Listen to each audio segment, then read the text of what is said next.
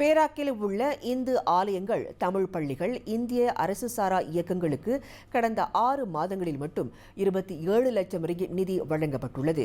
மேலும் அம்மாநிலத்தில் இந்தியர்கள் எதிர்நோக்கி வந்த நில விவகாரங்களுக்கும் 80 விழுக்காடு தீர்வு காணப்பட்டுள்ளதாக பேரா மாநில ஆட்சிக்குழு உறுப்பினரும் இந்திய விவகாரங்களுக்கான தலைவருமான சிவனேசன் தெரிவித்தார்.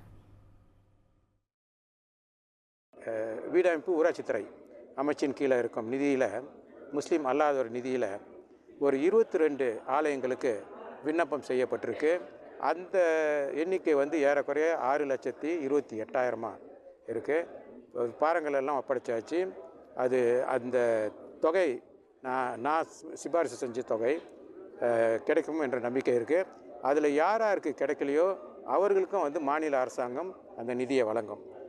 இதன் மூலம் இன்னும் உதவி தொகையை பெறாத ஆலயங்கள், தமிழ் பள்ளிகள், இந்திய அரசு சாரா இயக்கங்களுக்கு அத்தொகை வழங்கப்படும் என்று சிவனேசன் நம்பிக்கை தெரிவித்தார். இந்து ஆலயங்களுக்கு சுமார் 15 லட்சம் ரிங்கேட், தமிழ் பள்ளிகளுக்கு 5,15,000 ரிங்கேட், அரசு சாரா இயக்கங்களுக்கு 5,61,266 ரிங்கேட் வழங்கப்பட்டதாக அவர் விளக்கினார். அதோடு அங்குள்ள பல மாவட்டங்களில் மின் சுடலை அமைக்கும் கோரிக்கையும் முன்வைக்கப்பட்டுள்ள நிலையில் அதற்கான பணிகளிலும் தமது தரப்பு ஈடுபட்டு வருவதை சிவனேசன் குறிப்பிட்டார். இன்று பேரா மாநில அரசாங்க செயலகத்தின் பல்நோக்கு மண்டபத்தில் நடைபெற்ற சமூக அமைப்புகளின் பொறுப்பாளர்களுடனான சந்திப்பிற்கு பின்னர் அவர் செய்தியாளர்களிடம் பேசினார்.